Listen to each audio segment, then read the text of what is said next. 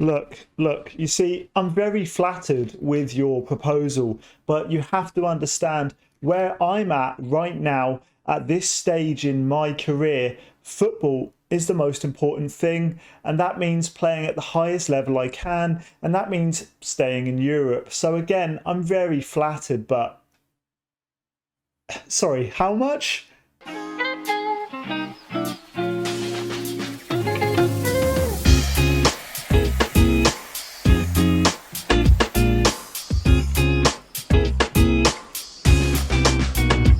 This summer, Saudi Arabia are making all the headlines during the silly season. Starting with Ronaldo's departure from Manchester United to Al Nassr at the very start of 2023, we have seen a wave of players following in his footsteps and joining the Saudi Pro League. There have been so many high-profile names to have completed a move to the Middle East that it's already gotten impossible to name them all. Ronaldo, Neymar, Benzema, Mahrez, Fabinho, Henderson, Kante, Mane. The list goes on and on. And of course, these are all players who have actually completed a move, which feel like a mere fraction of the amount of players who have been linked to a move in the last 6 weeks. Mbappe, Messi, Gundogan, Aubameyang, Zaha, Modric, Ziyech, Pogba. Yeah, look, again, we don't need to sit here and list them all. If you were to glance at Cristiano Ronaldo's move from Manchester United to Al Nassr, on a surface level, I don't think it was necessarily all too surprising or even original.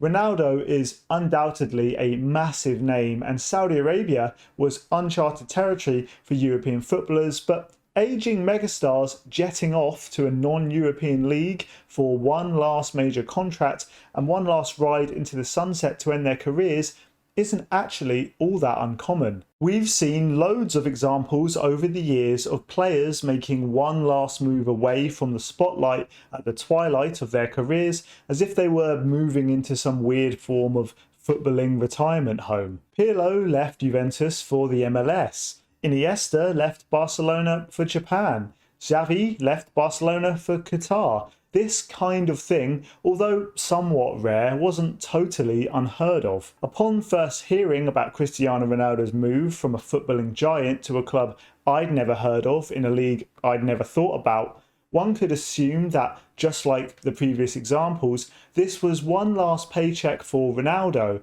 offered by one club making a one-off attempt for a megastar to see out his retirement. Of course, Ronaldo was just the start of the great footballing exodus to Saudi Arabia, and the Saudi Pro League was just getting started. Saudi Vision 2030 was launched by the Kingdom of Saudi Arabia at the start of 2016 with the aim of increasing diversification of the country economically, socially and culturally. The programme was designed under the tutelage of Saudi Crown Prince Mohammed bin Salman, with the aim to rectify an issue that many Middle Eastern countries have been concerned with for decades now, and that's their over-dependence on the sale of oil and oil distribution. It's no secret that the Kingdom of Saudi Arabia is one of the richest nations in the world, and that's almost entirely due to the absolute goldmine of oil and natural gas the nation sits atop of. Saudi Arabia has the third most valuable natural reserves in the world, and the kingdom is the largest exporter of petroleum across the globe. However, once you take oil out of the ground and ship it to the West, you can't simply plant new oil. In 2021, The Guardian wrote that the Saudi government was still 74% dependent on oil exports for its budget. Saudi Arabia is grossly dependent on its exports of a substance that, despite its abundance, is ultimately finite. Coupled with the developed world's slow crawl towards sustainability and eliminating the use of fossil fuels, Saudi Arabia finds itself in a race against the clock to diversify its income and end its reliance on oil. However, to stand a chance at cultivating a thriving and sustainable economy, Saudi Arabia badly needs to change their image and national identity, both internally with their own people and externally to the outside world. Sport is a major pillar of any thriving and sustainable economy, and a thriving sports sector causes positive ripple effects across other sectors of a nation's economy, such as tourism, national identity and culture, and public health. Sporting events have the capacity to change a nation's image and national identity, thereby increasing the willingness and efficiency of foreign investment. Saudi Arabia has had their hands firmly on the pulse of sport for years now, with the WWE signing a decade-long deal to host events for them, Formula One hosting a Grand Prix since 2021, and their foray into golf has been so successful that their own self-funded golf league has just merged with the prestigious PGA Tour. There was no doubt that they would eventually cast their eyes towards football. In a bid to bolster the country's domestic football league, the Saudi Arabia Ministry of Sport announced that the country's public investment fund, who already own Newcastle United, will take a controlling stake of 4 teams in the league and personally fund the abundance of all the new player acquisitions that we have seen across the summer. The deep-pocketed sovereign wealth fund has an estimated budget of somewhere around 700 billion US dollars, and although of course not all of that is allocated specifically for football, it's safe to say we're dealing with financial power here on an unprecedented scale. I would love to tell you more about the magical money pot that is Saudi Arabia's public investment fund, but what I've outlined so far is basically all that we know. PIF has been characterised as among the least transparent sovereign wealth funds in the world.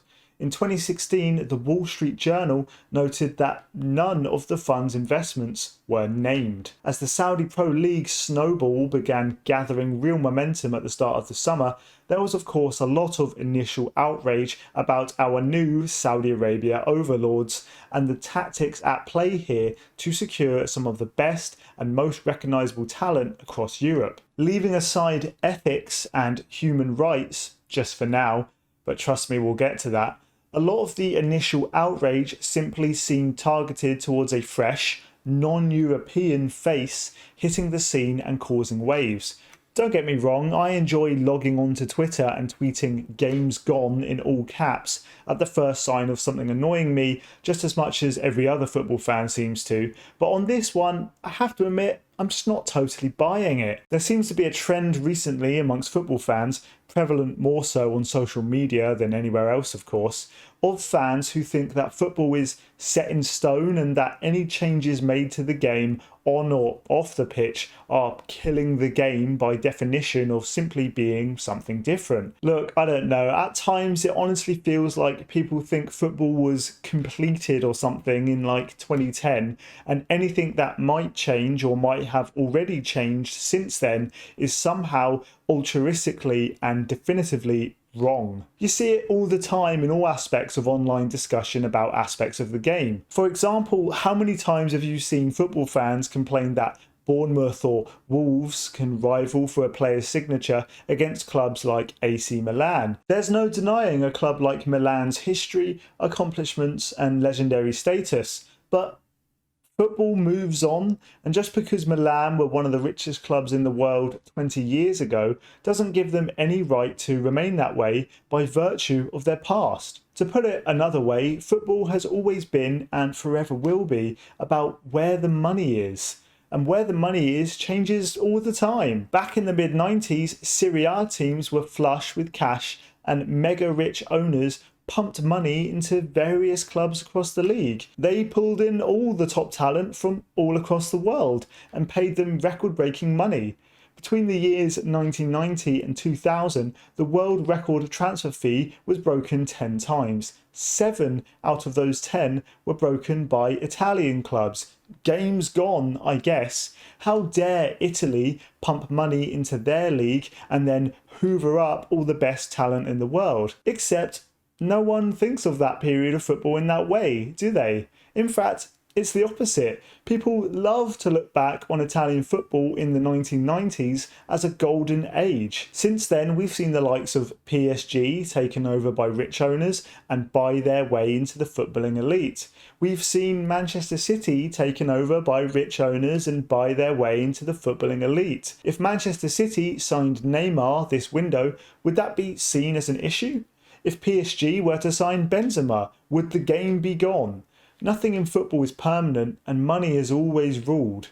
We've seen clubs come out of comparatively nowhere to become footballing giants, and we've seen once footballing giants like Champions League winners Nottingham Forest and La Liga winners Deportivo La Coruña fall away from the top of the ladder. I don't see anyone out here claiming it's a disgrace that Nottingham Forest can't compete with Juventus, despite both clubs technically having the same number of Champions League titles. And so, yeah, it's strange that 4 non-European football clubs can lure away some top European talent, but I'm sure it was also strange back in 1990 when 4th placed Inter Milan were able to pry Ronaldo away from UEFA Cup Winners' Cup champions Barcelona for a world record transfer fee.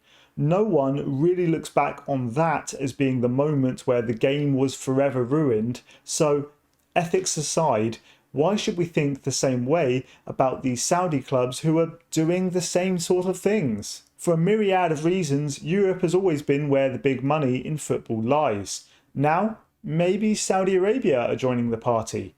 Ethics aside, are Saudi Arabia really doing anything that some of the big boys of European football haven't been doing themselves for decades now? Yeah, there's obviously a lot I dislike about the way many football clubs are owned, controlled and run. But my point is that apart from maybe football in Germany, the horse has long bolted regarding football club takeovers. I just feel like, ethics aside, no one can really be that mad at Saudi Arabia for doing what they're doing, as if anything, they're just following in Europe's blueprint. Even more so because Saudi Arabia are doing a massive favour to many top sides across Europe, and especially in the Premier League. The Premier League's runaway and unmitigated success has come with many costs, and one of those being the inability for many of the Premier League's big clubs to offload their players. Once you have the majority of the footballing market, and once your club obtains all the money, it means you can attract all the best players by paying them the most. But where do they go once you're done with them? As mentioned in my previous video covering European elite first divisions, footballers, just like the majority of any type of worker, are not in the business of taking pay cuts. Once you've lured Benzema or Kante or Ronaldo to your club with ludicrous money, there are very little options left where they would willingly leave and not have to take a pay cut. Well, very little options until the Kingdom of Saudi Arabia and their public investment fund have stepped in. Europe can't have its cake and eat it too. Elite European clubs can't simultaneously criticise Saudi Arabia for jumping the queue and potentially buying their way into top level football, and also gladly accept their money hand over fist to shift Neymar, Henderson and Mane off their wage books. On that note, it's the year 2023, which also means that there have been many accusations regarding corruption and insider trading and conspiracies. A popular theory initially being that Saudi Arabia somehow has an agreement with Chelsea Football Club to take all their players off their hands and for Bowley to regain some of the hundreds of millions of pounds he's already spent on a range of ineffective youngsters. However, again, I'm just not entirely buying it. If there's any club in the world that Saudi Arabia would possibly be in cahoots with, it's of course Newcastle United, who are already owned by the very same public investment fund that has taken over 4 of the biggest clubs in the Saudi Pro League.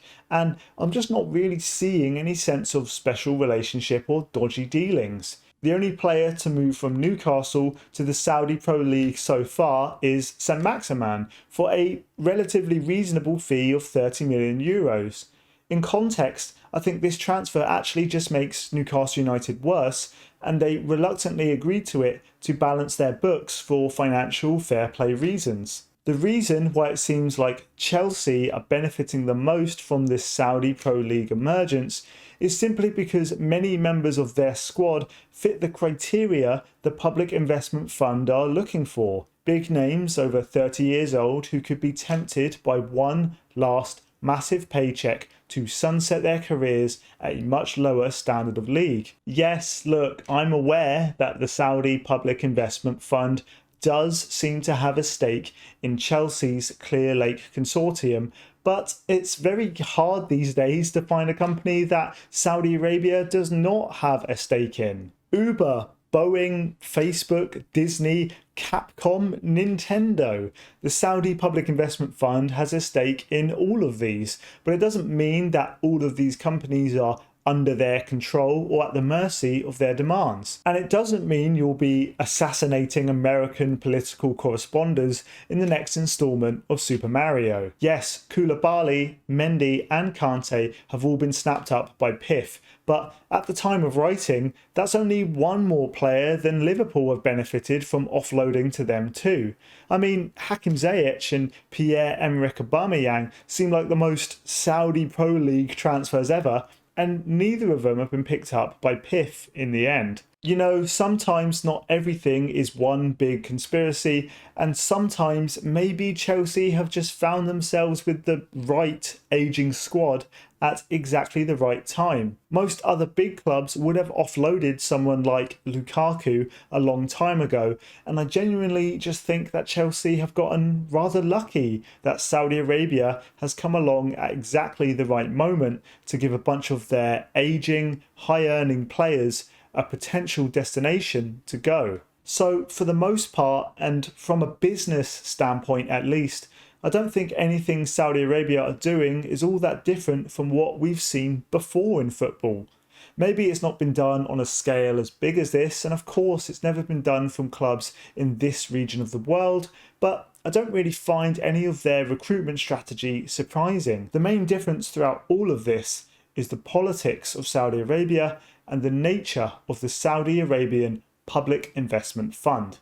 And that means it's time to talk about sports washing, human rights, and ethics. Saudi Arabia are ruled by an absolute monarchy, where the king acts as both head of state and head of government. The king and crown prince are selected through the reigning monarch's predecessor, with no meaningful authority elected through free or fair elections of any kind. With no official criminal code, Saudi Arabia is ruled through uncodified Islamic law and is home to some of the most egregious human rights abuses anywhere in the world. LGBT rights are totally unrecognised, and homosexuality is frequently punished with imprisonment and the death penalty. An independent article from 2017 reports that 2 transgender Pakistani nationals were tortured to death in Saudi Arabia. And while torture is officially prohibited, a study by the UN committee published by Human Rights Watch in 2016 discovered that torture to extract forced confessions of guilt remains extremely common. Although women's rights have slowly improved under the reign of Crown Prince Mohammed bin Salman, who granted freedoms for women in 2017, such as the rights to drive and participate in international sporting events, a 2022 report from the US Department of State states that the abuse of women's rights are rife throughout the country. Criticism and protest against the Saudi state is strictly prohibited and frequently punished by the death penalty. Freedom House, an organisation that analyses and ranks each country on a weighted global scale in regards to the freedom of its people and their civil liberties, gives the Kingdom of Saudi Arabia a score of 1 out of 40 for political rights and 6 out of 60 for civil liberties. Freedom House, the US Department of State, Amnesty International, and any other legitimate study you can find practically anywhere else all rank Saudi Arabia as one of the most corrupt and oppressive countries in the entire world. Of course, now is the time where I receive a flood of comments full of whataboutisms and abuse for simply relaying information that has already been investigated and proven in hundreds of independent studies. On some level, I understand. I mean, look at me, a Westerner sat on his couch criticising another country and a foreign culture. As stated in my Qatar 2022 video, I fully understand and embrace that the country I live in is absolutely not perfect or devoid of human atrocities and rights abuses in the past or in the modern day. Despite what Twitter wants to tell you, no country on earth can claim to be wholly good or bad, and wherever you look across the globe, every country is guilty of human rights abuses in their past or their present to some level or another. None of it is excusable, and it's not my intention in this video to give an impression that I think every country in the Western world is somehow without fault. But ethics and human rights simply must be mentioned in this footballing context for two distinct reasons. Firstly, despite minor improvements in recent years under Mohammed bin Salman, Saudi Arabia's oppression and human rights abuses are simply some of the worst in the world and are incomparable to anywhere in the West. Secondly, the Public Investment Fund and Saudi Vision 2030 are regulated and managed by the royal family and head of state, and therein lies the difference. If a Saudi Arabian businessman had taken majority stake in any of these four big Saudi Pro League clubs, or Newcastle United for that matter, I wouldn't be sat here talking about the politics and ethics of Saudi Arabia. And that's because being born in Saudi Arabia does not make you instantly complicit of the state's actions and human rights abuses. Arsenal are owned by American businessman Stan Kroenke, but the players of Arsenal Football Club are not in any way complicit or supporters of, say, the war in Iraq, because although he is American, Stan Kroenke is not in any way linked to the United States government or the policies the United States government enforces. The key difference is that PIF, by the sheer nature of being run by Saudi Crown Prince Mohammed bin Salman, is. This is why Jordan Henderson, once a key figure in the public support of gay rights, is deserving of all the criticism he has received for his move to the Saudi Pro League. Because if you follow the trail high enough, through the club he signed for and through the consortium that owns that club, eventually you will find that he is receiving a paycheck directly from the Saudi state to work for them. And if you receive a paycheck from the Saudi state, you are complicit to at least some degree in helping them sports wash their human rights abuses in an attempt to change their image and fix their economy.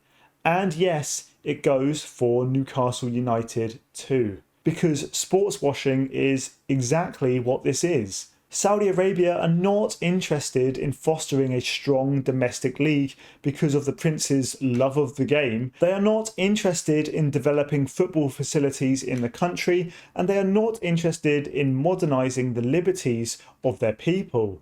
They are simply doing this, just like they did with golf and with wrestling, to change the cultural identity and image. We've given you Ronaldo and Mane and Benzema. Now go away and play with your toys, and don't question why we sanction the assassination of a journalist who publicly criticised us. The Kingdom of Saudi Arabia wants an open, thriving and rich economy like many Western nations have, but in no way do they want the freedom and democracy that goes with it. And that's why, despite the unprecedented shockwaves Saudi Arabia have made in the footballing world, I'm actually doubtful that this thing lasts. I am just struck by how similar this power play for football is to China's back in the mid to late 2010s. We've seen something like this before, right? In a bid to bolster their domestic league, to improve their image to Western eyes and attract tourism, the Chinese government sanctioned and directly funded many high-profile transfers of notable European-based players. Carlos Tevez, Oscar, Paulinho, Modeste, Ramirez, Carrasco, Hamsik, Witsel, Demba El Shaarawy and Graziano Pelle were all tempted to join the Chinese First Division between 2015 and 2019. Many of them were paid world record salaries and became some of the best paid footballers on the planet before the Chinese government pulled the funding in 2020 and the entire project was abandoned. There are some key differences. Firstly, no one on the list of names I just mentioned are obviously comparable to the likes of Ronaldo, Benzema and Neymar. Secondly, the Middle East has a much stronger existing interest in football than China ever had. And so, while I admit that the Saudi state are doing this on a much grander scale than China, I simply can't shake the feeling that this will fall apart just like China's plan did. In the living embodiment of that Onion article where it says, "The worst person you know just made a great point," UEFA President Alexander Ceferin stated that Saudi Arabia were making a mistake in investing all this money into individual high-profile players and that they should, quote, invest in academies, they should bring in coaches and they should develop their own players. From a football development standpoint, he's unfortunately totally correct. The key difference here is that Prince Mohammed bin Salman is not spending all this money for the love of the game and to develop Saudi Arabian football. He's doing it for political reasons. He's doing it to try and diversify the economy, as we discussed earlier. And when it comes down to it, I just don't see how this is in any way an efficient means to that end. The Saudi state has money, unbelievable amounts of money, but it's not infinite. Ronaldo, Henderson, Benzema, Neymar, Kante, they're all mercenaries, not interested in the Saudi Arabian economic dream. They're there for the paycheck and they don't even have many years left in them anyway, even at the standard of the Saudi Pro League. Once your legs are gone, your legs are gone.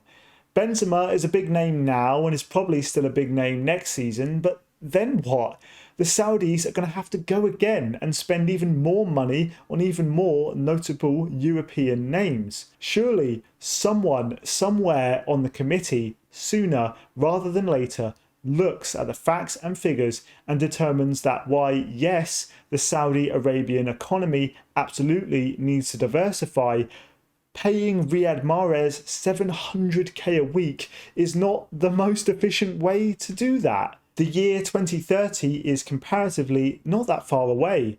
Mohammed bin Salman will be evaluating every step they take on his goal to make Saudi Vision 2030 a reality. There really isn't that much time left to make it all happen. This is probably why the transfers have been so aggressive, so outlandish, and in a way so desperate. This is probably why Saudi Arabia are going to make a big push for World Cup 2030 or beyond. And this is also why Saudi Arabia are seemingly already in talks to coerce UEFA into getting one of their sides into the UEFA Champions League. Even just by judging the nature in which they've gone about the takeovers screams short-term thinking. Rather than spread the money throughout the league, the Public Investment Fund have just taken 4 big clubs in the nation and given them eye-watering sums of money to leave all the other clubs in the league in the dust. Is that sustainable? Is that something you do if you plan on making your domestic league as big and as great as it possibly can be 20 or 30 years from now? Or is this something you do to consolidate the headlines and to try and fast track your sports washing endeavour as quickly as possible? As I've always maintained on this channel, I am more than happy to be wrong. I'd rather give my prediction, give my opinion, than boringly sit on a fence. Maybe in 5 years' time, the Saudi Pro League is as big as the other top leagues in Europe, and maybe the Saudi national team climb the FIFA rankings, and maybe Mohammed bin Salman makes his nation the hotbed for Middle Eastern football. But to do all of those things takes more than just money. It takes patience, it takes know-how, it takes people in charge who love the game and are passionate about football for football's sake, and not just what football can do to boost the economy. And just like we saw in China, despite all the money available, At this moment, I'm not seeing any signs that Saudi Arabia are really in this for the long haul. There are many ways for a nation to wash over their horrendous injustices. Football is simply just one of them. How long until the Saudi state simply moves on to trying something else?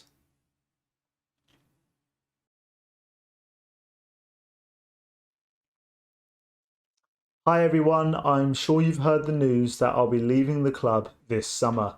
I'd just like to thank the fans over the years who I'll never forget. To put it simply, I just have to prioritise taking care of my family, and I simply can't do that on 200k a week. The other day, my wife said she wanted a Ferrari, and I could only afford to buy her a Porsche, and that's no life. That's not a life.